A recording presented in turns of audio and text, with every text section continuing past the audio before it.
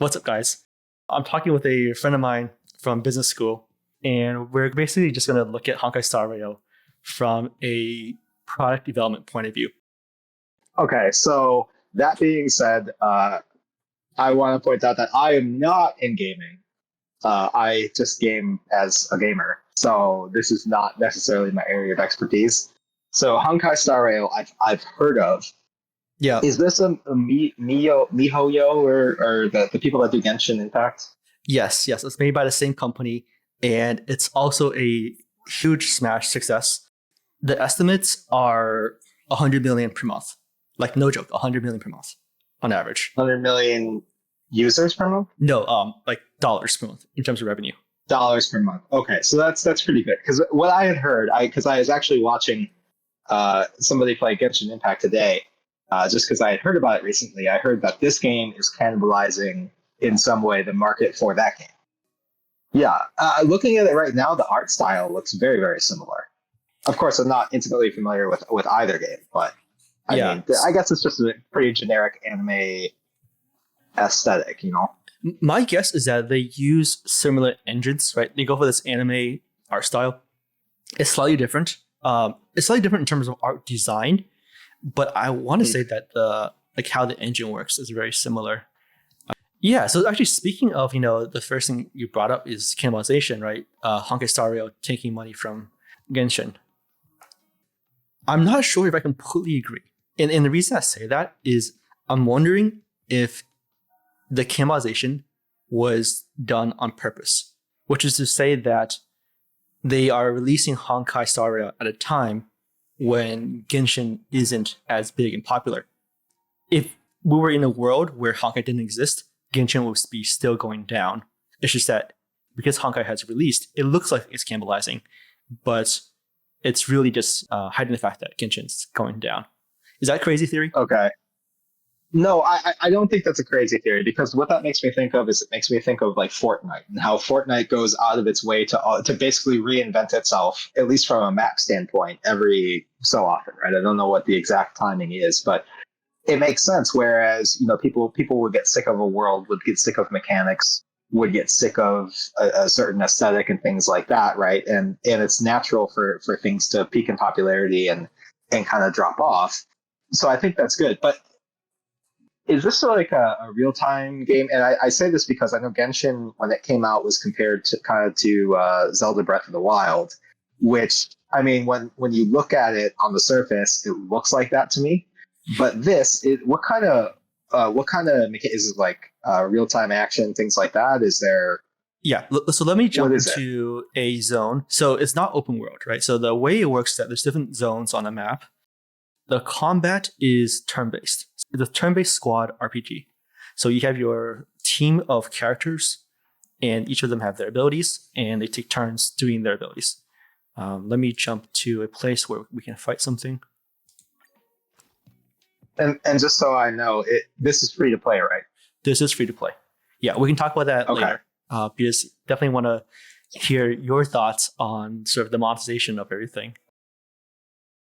This is interesting, right? Because this is the kind of game that you hear, especially like a company like Square Enix. They've moved away from turn-based for a lot of their high-budget games, and now this game is coming out, and obviously, if it's a free-to-play game, they want to get as many users as possible, especially because the more users you get, the more you can monetize them, or at least monetize certain ones who will pay more, right? And it's interesting because, it seems that turn-based, at least in some sectors of the industry, is seen as more of a antiquated thing it was done because of technology. Back in the 8-bit days, 16-bit days, they couldn't handle real time. But here you are showing me a modern game that's leveraging turn-based, which they obviously expect, it obviously is driving a lot of revenue, right? So yeah, what's your thought on that? Well, I think turn-based games, I'm thinking like really old school Game Boy, right? Game Boy Advance type games where like Pokemon Red, Pokemon Blue. But I would say that most of the time you're spending your time in this game outside in this 3D world. If it wasn't a zone and it was only turn-based combat, do you think this game would not do as well? Like, do you think this game would be way less interesting? Yeah, so I myself don't find turn-based combat particularly compelling on its own, right? Like, at least the games that I always played, and I've been playing turn-based RPGs since I tried to demo Final Fantasy VIII at the end of the PS1 life cycle, right? Or Pokemon Blue. I did that, right? So I've been playing for quite a while, but to me, the turn-based games that I enjoy the most are the ones that are have a world that I'm enjoying exploring, and it's almost like the combat annoys me, right? And part of that could be because the old school way of designing things for a turn-based game was you were going to have an area, and you're going to, as you walk through it, you're going to have random encounters. If you just had battle after battle and it was a hallway, it's not something that would appeal to me. Right. But of course, I'm sure there's segments of gamers who enjoy that kind of thing, right? Because I think of like something like a stereotypical Korean MMO, which is, you just fight stuff to grind and to get bigger numbers, right? So to me, gaming is about a journey. It's about seeing something new. It's about experiencing something different. I don't necessarily know that the mechanics appeal to me as much in this kind of game. Right. But again, I'm not everybody, right? And there could be people who are driven by that. So I guess it just depends on who the target market is, who you're going after when you're building this game and all that. But I feel like this is a more modern way to approach it than just the Final Fantasy 13 hallway turn-based combat approach. Yeah. Which by the way, I think is a really good game, and I think it has an underrated battle system. Yeah, I think calling Honkai Star Rail a turn-based game, it's doing it a little bit of a disservice. I think it's mainly an RPG. The combat just happens to be turn-based. Just thinking about it, it's more of a Eastern approach to what they've been doing with stuff like Baldur's Gate, right? Where it's like, okay, you wander around this area, and then there's turn-based combat. It's almost like a BioWare game, like a classic BioWare game, right? Where you walk around and you can do all this stuff, and then you see an enemy, and then now the action pauses, and you can make those selections. Now I don't know if it's some kind of like active time like the classic Final Fantasies, or it's literally like you could sit there as long as you want trying to make a decision for what you want to do, which I think is more strategic, because I think about one of the things that I've been playing recently is Pokemon. So they had Pokemon Legends Arceus, which came out last winter, like February of 2022, and then Pokemon Scarlet and Violet that came out in November. And the difference there is Legends Arceus is a lot more. I mean, obviously Pokemon's, this guy goes, then this guy goes, and then this guy goes. But the Legend Arceus game brought more depth into that by allowing you to change the strength of the attack, the speed of the attack, and seeing in real time, okay, well, if I go with a light version of the attack here, now I can go twice before I, get attacked by this enemy, right? And opens up some of that strategy. So sure. I really like the analogy or comparison you made with Baldur's Gate. It really does feel like that. You play quests, right? And it's open world, right? And then when you do combat, it's turn-based. What's very interesting is that these BioWare games, they're a premium experience, right? You pay upfront $40, $50, $60, and you get this very long single-player campaign. I enjoy that for like around 80 hours. This game, however, is free to play. They don't give you all the story upfront. What they do is there's the base game, which has around, let's just say 20 hours of gameplay. And then with each patch, they introduce another 5 hours of gameplay. So the story and the quest build up over time through a free-to-play experience rather than 80 hours upfront with a premium price tag. Do you have any thoughts on that? So as they add this 5 hours of story content, as you're talking about, do you then have to pay for it? It is still free to play. Yeah, you do not have to pay for the patches. Yeah, because I asked that because I've played an MMO where they have major patches that you pay for.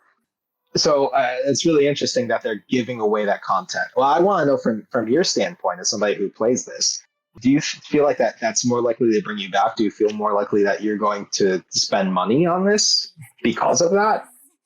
It's designed in such a way that you always want to play this game, right? Like they designed it so that it's sort of like a evergreen game, forever game, where because of the new content releases every month and a half, you're always going back to this game at least once per patch. If you want to keep up with your resources and keep up with everything, you probably want to do this every single day. But there's a big drop of content every single month and a half. And so, so it's designed to bring you back forever, essentially. I see characters here. I want to ask about those. But I also want to ask a really simple basic question. I don't see any other people. So this is just a single player RPG, right? This is a single player RPG. Yep.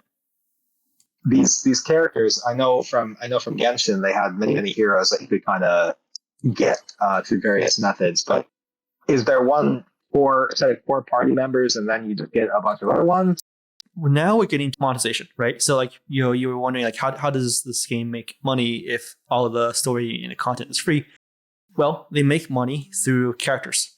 You do get a starter set of characters. They tend to be weaker in terms of power level. And beyond that, basically there are Star Rail special passes. These tickets allow you to summon for new characters. You can earn these tickets through just playing the game, but if you want to make sure that you get every single new character, you have to buy these tickets. So that's how they make money through this game, is through monetization of new characters. The new characters tend to be more powerful. They have more unique, flashier abilities, changes up the gameplay, but it doesn't change up the main story and the main quest. Is there a point when you're playing this game, if you're just playing with free characters, that you feel like this becomes pay to win, right? Because that's always a danger when you play these games, is that you reach a point and you're like, I can't beat this boss I don't feel like I can beat this boss without spending money. For the story content that they release, it's easy enough that you could do it completely with the free characters.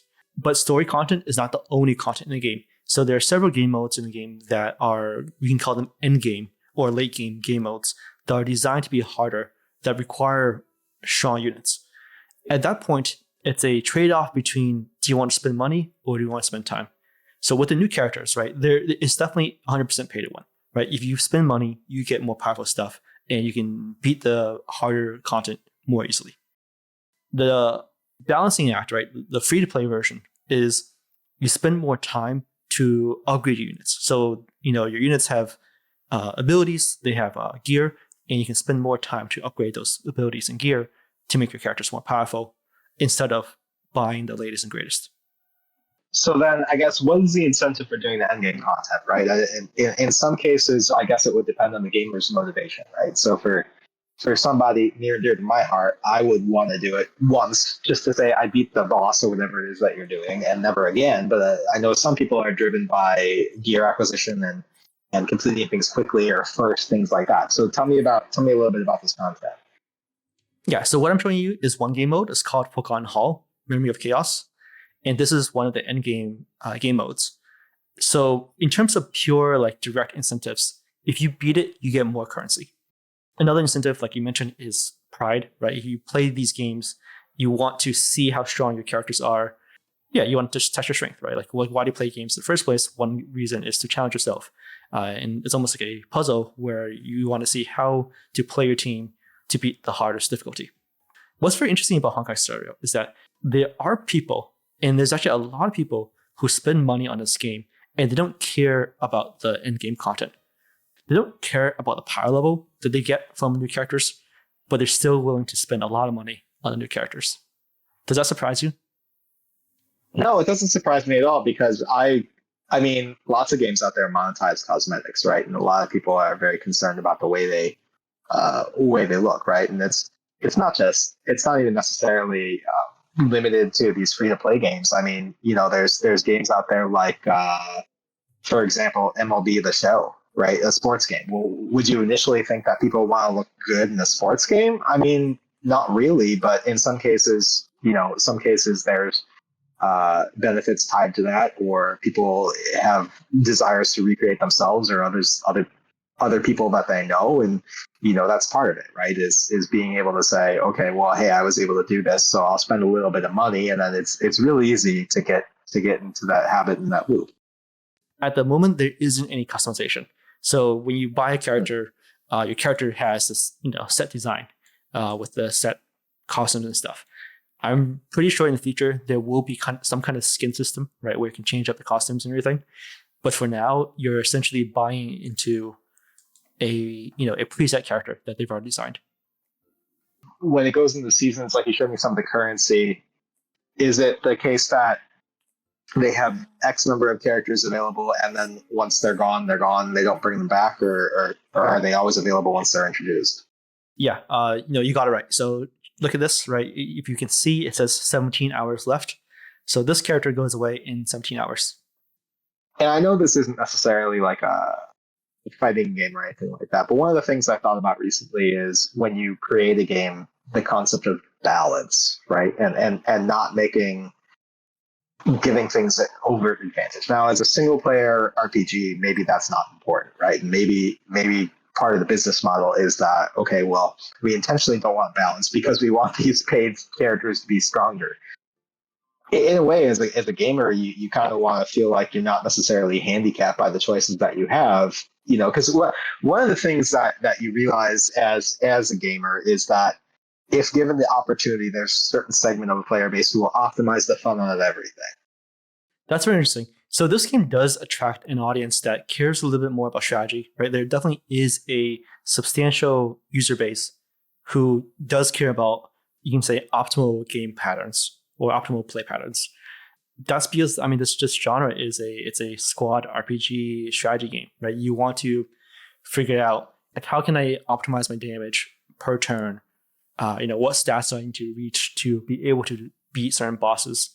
I would say that this is kind of the nature of the genre. This goes back to my experience with again, MMOs, where you get to a certain point and okay, you need to do end game content or what's considered raid content or things like that.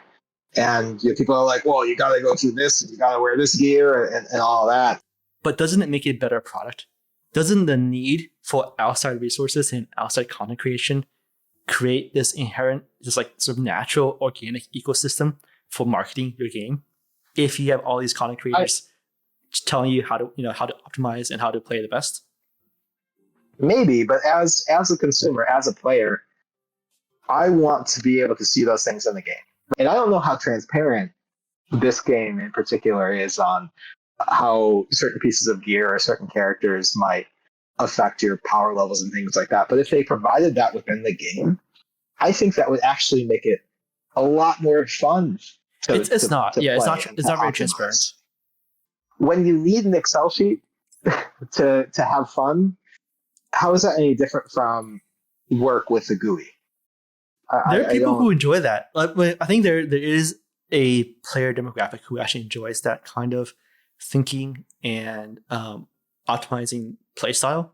But I guess, like, my question for you is, say that the game was way easier, way more intuitive, right? You just know what to do. Do you think that makes this game a better product if it was easier?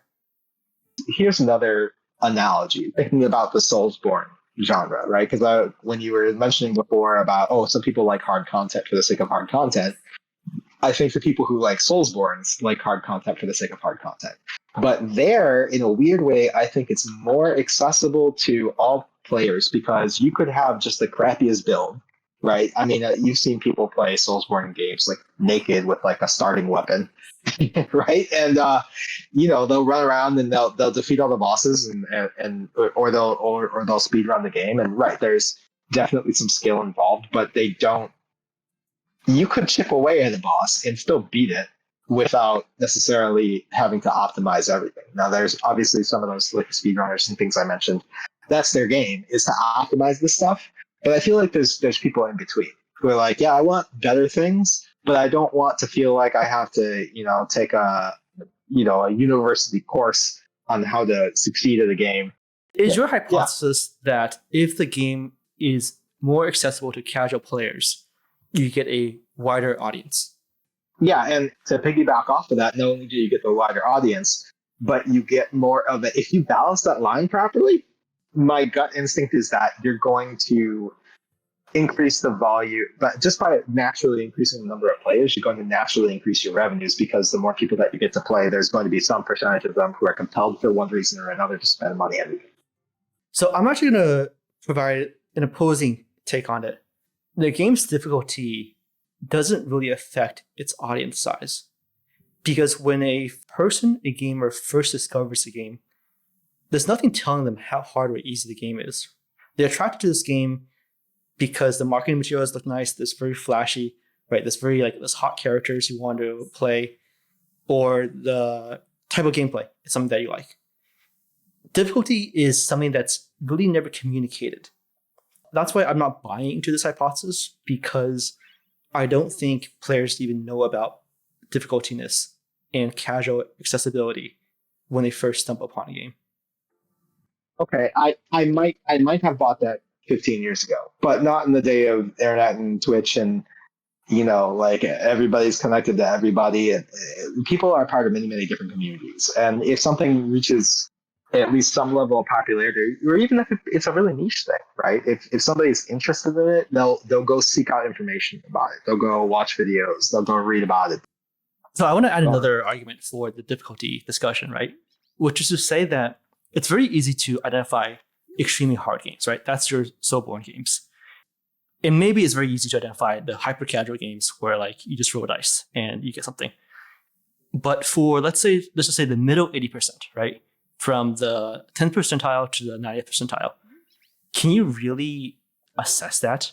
Right? Can you really get an understanding of a game if it's in the middle somewhere? To me, the game design philosophies that I see nowadays are that the majority of them are designed to at least be accessible and beatable if you are competent. As a game designer, and again, I've never been a game designer, but as if I was putting myself in their shoes, I would say that my goal would be I want these gamers to experience my work, right? And the way to do that is to make it accessible to people. I think what this game does really well is that there's content for all demographics, right? Like I said earlier, the main story quest you can do very easily without any difficulty. And then they also make game modes that are very tough for the more, hardcore players. So I guess like maybe that's like a hallmark of a good game or a good product, is that there are elements and systems that attract all demographics, right? And that might be one of the reasons why Honkai Star Rail is so popular. But one thing I wanted to talk to you about was actually the whole gacha mechanic, right? Are you familiar with gacha? It's basically loot boxes. What are your thoughts on this type of monetization? Like, do you think it's predatory or do you think it's okay? There's a way to do it that's predatory, and there's a way to do it that has been done for decades and decades, like baseball cards, right? So when you buy a pack of baseball cards, generally you know that you might have a chance to get a more limited edition one. Maybe it has a piece of a jersey, things like that, right? So I think that is accepted, and I as long as you understand what you're getting into, which in my mind, some of these gacha things teeter on the edge of doing. But I mean, if you're saying, okay, well, hey, you're going to get a character, you're going to get this kind of rarity of character, this kind of power of character, I don't see a huge problem with that. Where it might get a little bit predatory is if it's like going to a literal gacha machine, with the actual toys in it, and you could put in $10 and get 6 of one thing, and then like you never get a rare item, right? So it's almost like if there was different tiers of tickets that kind of guaranteed you things, that would make more sense to me. Based on probability, if you spend around $100, you can get this really strong character. Would you rather go through the gacha system and pull, let's just say 100 times, or would you rather just pay $100 for that character? Personally, I would rather just pay $100, right? But I'm sure there's a segment of the population who is like, man, I really like the chance of getting this, right? So they'll be willing to spend maybe $25 for the opportunity to potentially get it, still get some other characters. So you're getting something for your money. It's not like you're getting junk or just like, maybe like single-use items or consumables or whatever. But you're still getting viable characters for your money, but maybe not the one you want. And then say, okay, if I put in $25 to try to get this character, and I get this character, that's awesome. And if I don't, well, whatever, I got other stuff for it. And I think that's one kind of person. I think the other kind of person who I tend towards is like, okay, I see this thing, it's $100. There might be a cheaper way to get it, but I'd rather just pay $100 because I know I'm going to get that. I want to defend the gacha system here. You go in expecting to have to spend, let's just say, $100 worth of currency. But within the gacha system, there's always a chance you get it early, right? If you can get it like way early, way before the probabilistic chance of getting it, it feels really, really freaking good. So that's my defense is even though on average it costs a certain amount, the random chances of happiness and excitement when you can sort of cheat and get lucky, I think that pays off. What do you think? Yeah, but okay, that right there is extraordinarily manipulative, right? And that to me is like where I was saying, okay, if you gave me now, if you came to me and said, okay, the odds are that I'll have to spend $100 to get a certain character, or I can gamble up to invest in gacha pulls up to like $125, knowing that when I hit the $125 mark, I'm absolutely going to get that character and I don't have to spend an additional $100, then okay, I can see your point of I got a discount, because you're going to get what you want for spending the money. You're gonna spend a little more for maybe being able to get that discount, but at the end of the day, you're going to get the thing that you're after. Do I wish that all gacha games had the option to just be like, okay, yeah, I'm just gonna straight up buy this thing, or I can do the gacha pulls? Yeah. The way I see it is, yeah, you're approaching something which has some kind of fixed cost, but there's a chance that you can get it at a discount. You're going to spend $100, but maybe there's a chance that you get like a 25% discount.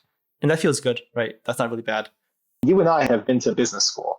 We've studied all this. We've thought about all this at length. But are these people really thinking that way? I can't say for certain that most people are. So the audience is pretty wide range, right? There are for sure teenagers, kids playing this game. But there's also people who are like, over 40, over 50. Let's move on to the next monetization item. So like most games in the industry, there's a battle pass, right? Battle passes have now become the norm in every single game. And this game isn't different. There's a $10 battle pass. There's a $20 battle pass. And the battle pass gives you a lot. If you were to buy the battle pass, you can sort of think of it as you can play the game more. You can play the game up to like even like 50% more. Like that's like the advantage of getting the battle pass. It's actually pretty huge. Forgive me for being ignorant here, but you can say, oh, you can play the game up to 50% more. What does that mean? When I say you can play the game 50% more, I'm talking about it gives you resources to level up and upgrade more characters. And there is some of that energy refresh that comes with the battle pass as well. Basically, without the battle pass, you have to be very disciplined on what you do in the game. Right? You can't just do whatever you want, else you just spend all your resources. But with the battle pass, it gives you a lot more freedom to try new characters, do whatever you want. I think it's fine, and obviously the point of the battle pass is to get that revenue into you and say, get that FOMO. Oh, I'm at level 47. If I only paid, then I can get all these other things. And aren't they great? And aren't they useful? Aren't they going to help me play the game more? I don't know that I have strong opinions either way on this. I think for a free-to-play game, I think this is a really reasonable way to monetize. It's very clear to you what you're going to get. Like when you put in the time investment to get to that point, you put in the effort to get to that point, then now you see everything that you're going to get. You see the order that you're going to get, and you're going to see the things that you're going to get if you pay or if you don't. So in this way, I think this is the most transparent way of monetizing a free-to-play game. Look, I think there are all different ways to monetize a game, and you need to pick and choose which ones are best for you. But in a way, there also could be fatigue, right? Because the user could say, I pay for this and I pay for that, and I got to pay for this other thing too. And again, there's a balance between spending time and spending money to get advantages and resources, and maybe you're rich in one and poor in the other. If I were designing the ideal game for the player, the ideal free-to-play game, I would almost say, okay, you can pay me, for all this stuff. You can get cosmetics as you go. You can do gacha pulls. You can do the battle pass, or you can pay me, for every major content update, $40, $50, $60, $70, and you just get everything. That's a good point. Do you think it's predatory that when you get a battle pass, they make you work for it? So you don't immediately just get everything that you bought. You actually have to work to get all the things that you bought. No, I think that's an incentive, but where it gets so thinking about battle passes, like I know that Halo Infinite, for its part, when you buy a battle pass, it doesn't go away, right? You bought a battle pass when it was active, and now you can continue to work toward that battle pass indefinitely.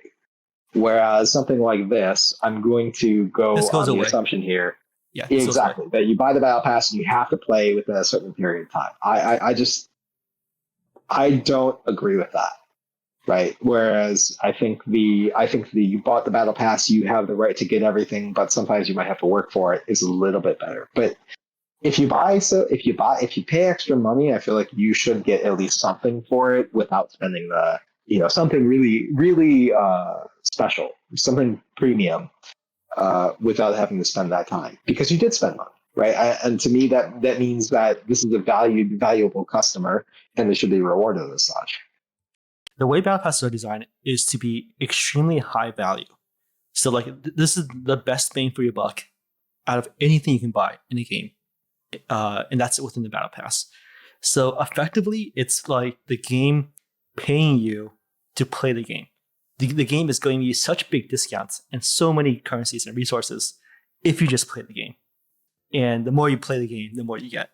Wasn't that the premise of those blockchain games that they were trying to push a couple of years back? And people were like, "Oh yeah, this is the more you play, the more you earn." But it wound up kind of burning itself out before it got very far. I mean, it is, yeah. It's very similar incentives for sure. That's like how the game developers are essentially like trying to juice up engagement, right? Try to get people to keep playing the game, play the game every single day because you bought this high value item that's only redeemable if you play the game a lot. You'd be remiss if you thought, okay, well, the only goal is getting people to spend money because there's absolutely a premium attached to user engagement and getting people to spend time with the game that obviously positively impacts the way your company is viewed by investors, right? Yeah, for Um, sure. so there's both elements of that, and that's something that has become prevalent even in traditional boxed games. Like I can think of Assassin's Creed as a big one, which is just like okay, they keep adding free stuff to engage you.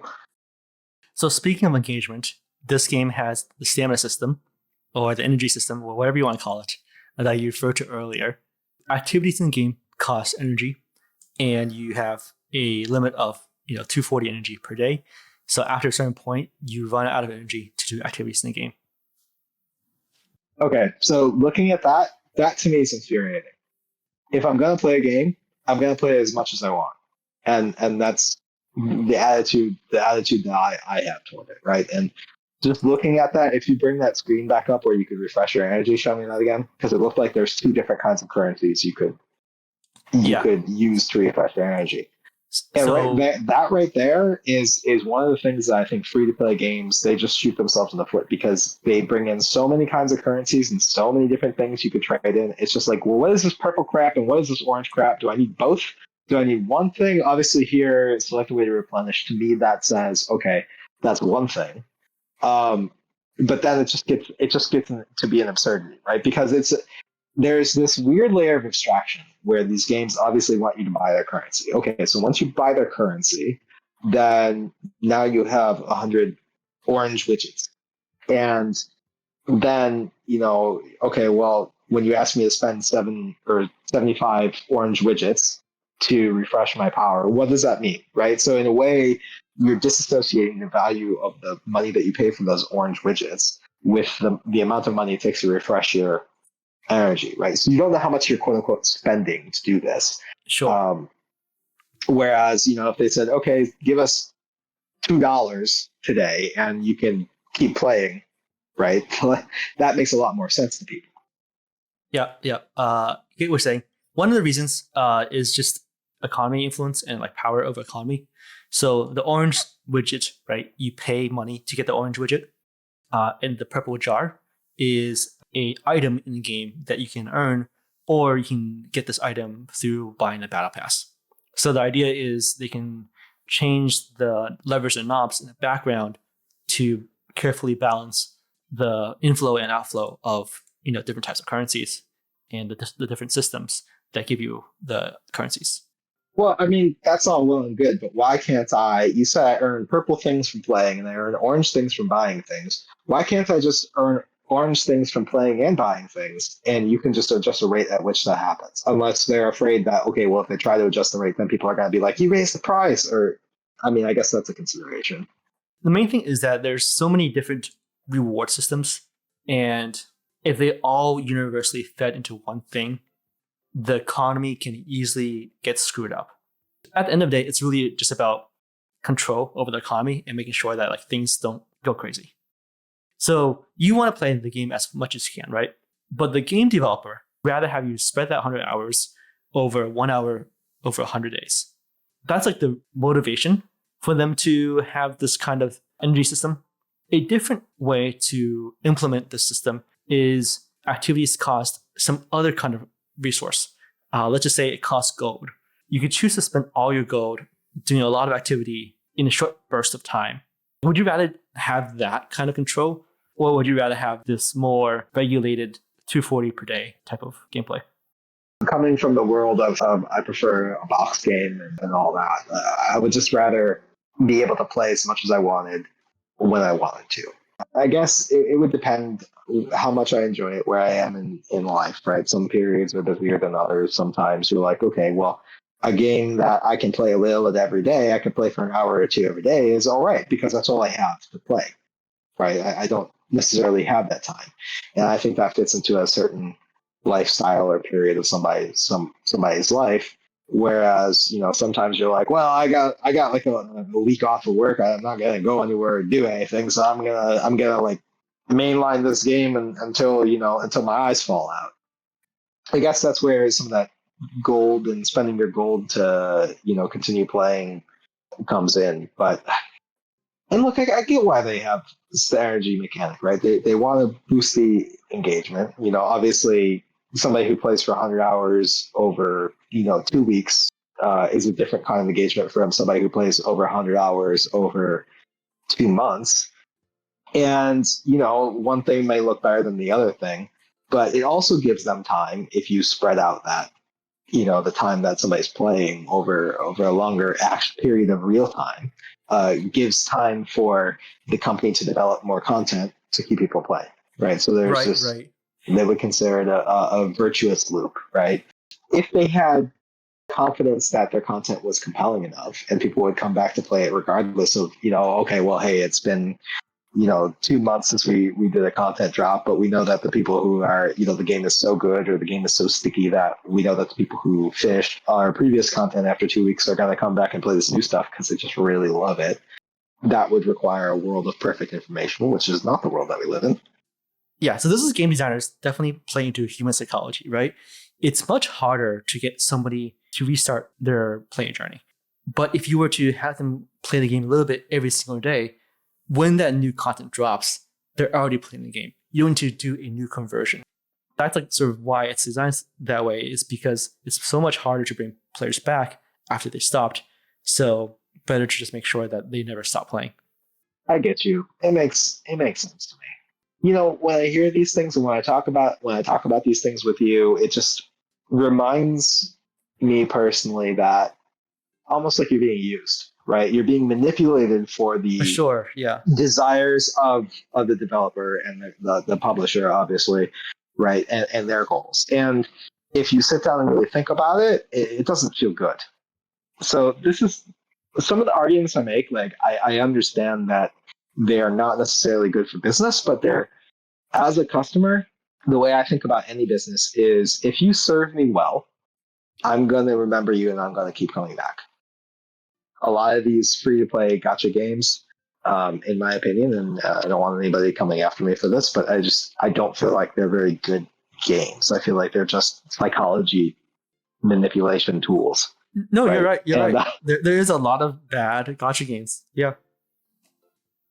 Now I'm going to get real philosophical. People on this earth are only on this earth for a limited amount of time, and one of the things that I've personally realized, and other people may not necessarily feel this way, is that I realized that my time is very valuable. Right? It's not something that I would have thought of years ago when I was younger, but it's the honest truth of it because you don't get any more of it, right? And you have a limited amount. You don't necessarily know how much you have.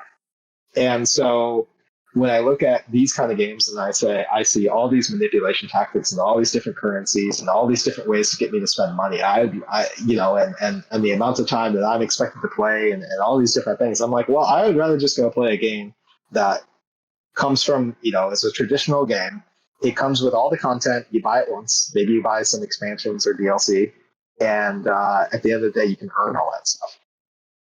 Unfortunately, I think it is just driven by business and risk management. Like if you were to make a bet that your game is quality and people come back and it doesn't work, your loss is huge, right? Even if they have a quality game that 95% chance people come back, I think they're afraid of that 5% of failure. But if they do it in a live service model where they continuously have the game running and they want you to continuously play the game, they at least get something, right? Even if something doesn't work, they've hedged their bets a bit, right? And they've recuperated some amount of their investment. Well, that's interesting that you bring that up because, a lot of these game publishers, and I'm not talking the traditional free-to-play publishers, I'm talking even some of the big name, more traditional studios, like Sony's trying to move into these kinds of games now, right? Yep. They've invested a lot in studios that do these live service games. I don't necessarily know that they're going to be free to play. I get the impression that some of them are going to be that way. But, knowing that for every 10 games that you develop like this, maybe one or two will take off and be a hit, you're going to lose your shirt. If you look at an individual product level, the odds that you're going to succeed is fairly low. Pretty low, honestly. But the hope is that the profits for each of these individual, the ones that do succeed, make up for the losses. So I get what you're saying about not wanting to take those risks and things like that, but that's inherent in this business model. If you're going to be in this business, and it's true of, I think, any entertainment company, your hits are going to drive your revenues and your profits and hopefully make up for it. And that's something that's been going on since the days of, I can book publishing, right? There's a lot of books that don't sell anything, but then there's big books who do. I'd be curious to do one of these about a more traditional game and talk to you about that. Say, okay, we'll compare monetization strategies or even mechanics. Let me bring up another example. Let's talk about Diablo 4, right? This is another example of engagement. The way Diablo 4 has long-term engagement is that they make it so hard for you to get the best items. You literally have to play 1,000 hours. Their engagement strategy is not to make you spread that 100 hours across 1 month. Their engagement strategy is to make you play the game 10 hours a day. What do you think of that? Those top tier items, do you have to pay for them, or do they just come as part of I assume the season update? No, you just got to play a lot. You've had to play 1,000 hours to get those items. Okay, yeah, that is a different kind of manipulation, but there are people out there who will do it. But again, this goes back to once you've played that 1,000 hours, are you absolutely guaranteed to get that thing, or is it just you're not? You just have to keep on grinding. Is that reasonable? Is that reasonable ask of anybody? I don't think it is, right? So is it a choice of the lesser of two evils, where you have some kind of energy system to extend engagement, versus your chances are so low that you force somebody to play so much every single day to even achieve the goals?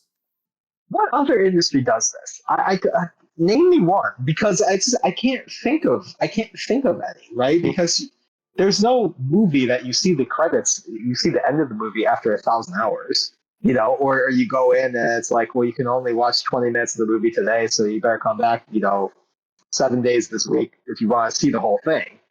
There's a reason that gaming is the largest entertainment industry, right? Gaming is bigger than movies. Gaming is bigger than TV. Gaming is the number one top dog in entertainment. I guess you could make the argument that nobody's being forced to go get whatever thing it takes 1,000 hours to get in Diablo. At the end of the day, some people, for whatever reason, will do that. They will choose to spend their time doing that. And yeah, I guess if you position it that way, I suppose the energy system is not so bad. Cool. I'm glad I changed your mind, or at least I won you over. I mean, not change your mind, but just hold you a little bit to my side. If that was a 10-minute effort to make me say that you were right, I don't know. No, it's just kind of me It's me trying to like explain why certain decisions are made, even though they seem kind of vanilla. Yeah. I actually want to revisit a topic that we talked about a little bit, but didn't really go in depth, which is characters. Characters are the main way that this game monetizes. Honkai Star Rail goes like really in depth with the details of the characters, and they do this for Genshin as well.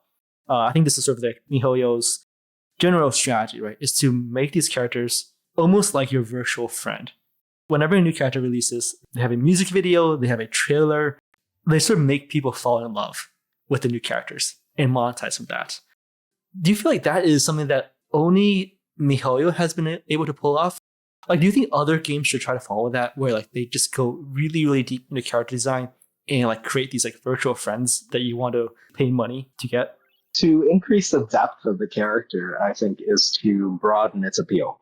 To be able to connect with the character in a different way, whether it be because you like the way they look, or because you like the way they play, or because they seem just like you just like their voice clips because their personality is so cool.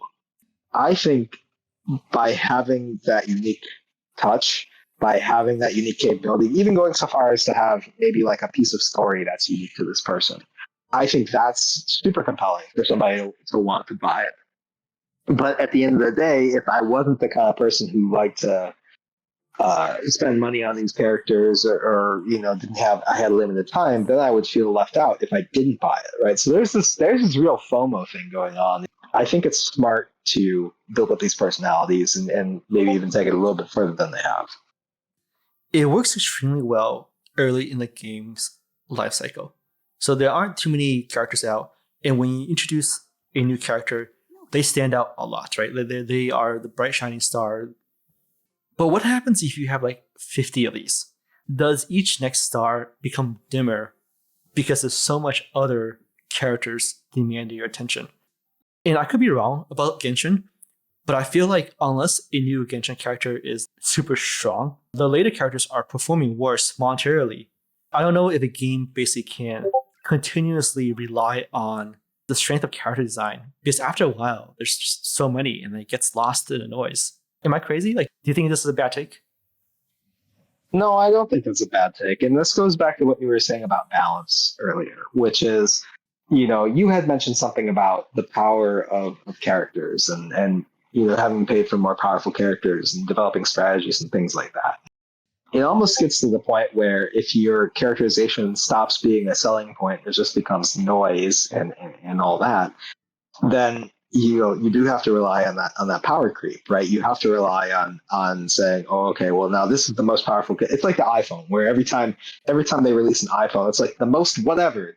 It's kind of like when you have an expansion MMO and it's like, okay, well, yes, I did all my grinding and I did all my hours to get the top tier raid level gear, and now this expansion comes out, and that's basically the baseline standpoint of endgame in this new expansion. It's kind of like that, but just character. You almost like have to deprecate the old characters in a way. I think what we just talked about is almost like, an example of the inevitability of power creep is that like you have to find ways to differentiate new content down the line. Eventually you just have to bump up the numbers. Yeah, and in some ways, for a certain segment of people, I'm sure that's the appeal of new things, right? It's like, oh, this thing, the number is bigger than the old thing. Yeah. For whatever reasons I don't understand, that's appealing. Why do people play these like slot machine games? It's just bigger numbers. There are games where literally you roll slots and it gets bigger and bigger. Coin Master is a game I'm thinking about. It's like the top 10 game in the mobile space in terms of revenue generation. People just like seeing bigger numbers. This is a very hypothetical question. If you were to design like a squad RPG like Honkai Star Rail, would you prioritize character design, or would you prioritize gameplay, or would you prioritize world building? What parts of the game would you want to prioritize? Me personally, I would prioritize world building. I think a lot of games play very similarly. I don't think there's too many mechanics under the sun, because most games in certain genres play the same. By the way, looking at this right now reminds me of Final Fantasy 14, just like with the big crystal and stuff like that. Yeah, I kind of want to show off the world building, right? I think Honkai did a really good job with world building and world design, but it's so underutilized. Like when you play this game Yeah. every day, you actually don't care about these zones. I'm only going to these zones to show it off to you, but otherwise, when I play this game every day, I never visit this. It's kind of a shame because this is extremely beautiful, right? It's really well designed, and you don't play this thing. It just feels so wasted. When I was telling you I was watching Twitch videos of Genshin Impact today, it was because I was a little bit curious about the gameplay, but I was mostly curious about what is the world like. So I don't know if you've heard of or done that. There's a gamer motivation profile. You can go and figure out, okay, well, what compels you to play a game? And mine shows exploration. So it's a long way of me saying I was very curious about what is the world like. If you like Breath of the Wild, you like exploration, Genshin Impact has a huge map for you to explore. If you play a MiHoYo game, you should definitely try Genshin. Yeah, I may very well do that because I've thought about it in the past and I'm like, okay, well, curious as to what it's like. So yeah, that's I may do that. I may just do that. You know, if you want to get my engagement number up, if you were designing a game just to make me engage with it, that would be one of the things we would do. Is just give me the tools, give me a world, and say, hey, your goal's over here. If you could build in a mystery that I have to solve, that to me makes you come back and play your damn game. Energy mechanics be damned, loot be damned. I don't really care. A big issue with the entertainment space now is that everybody's, and we talked about this. We talked about how companies are risk averse and they want to spend so much money. What happened to the kind of games where they spent a little bit of money and hey, if it's a mild success, that's okay because you can have like a few mild successes that appeal to the right people. There's two issues, right? The first is discoverability, right? If it's a small game, you're not spending much on marketing, people just don't find it. That's always the issue. And then the second issue is conversion. It's okay, cool. You made a niche game. Somebody stumbles upon it. Are they going to spend money on it? At the end of the day, right? If you make a niche game for a niche audience, that niche audience better convert, right? If they don't convert, then the game doesn't work.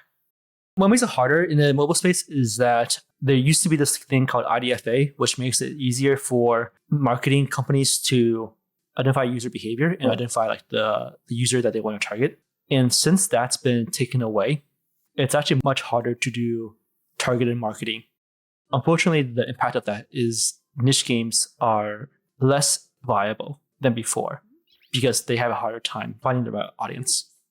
It's one of those cases of just because you can doesn't mean that you should. I mean, just because I'm sure it's been proven to be effective, but at the end of the day, is that really the right? Well, here we go again. We're talking about optimizing things for the benefit of the company and not for the benefit of the consumer. You can argue it is benefiting the consumer if you're able to offer them more personalized results, such as more niche games, right? Well, maybe. I mean, but that's assuming that the consumer is interested in spending money on that in the first place, money and time on that, because somebody could easily check out and say, I have what I need. I don't need anything else. Cool. Is there anything else you want to discuss about this game? I don't think there's anything else I want to discuss about anything because my throat is dry and sore. Okay, yeah. For 2 hours. Yeah. No, it's been a good conversation. It's definitely interesting to look at games as a product, right? Games as a business, and try to dissect why games are made and designed the way they are for these business reasons and for these product reasons.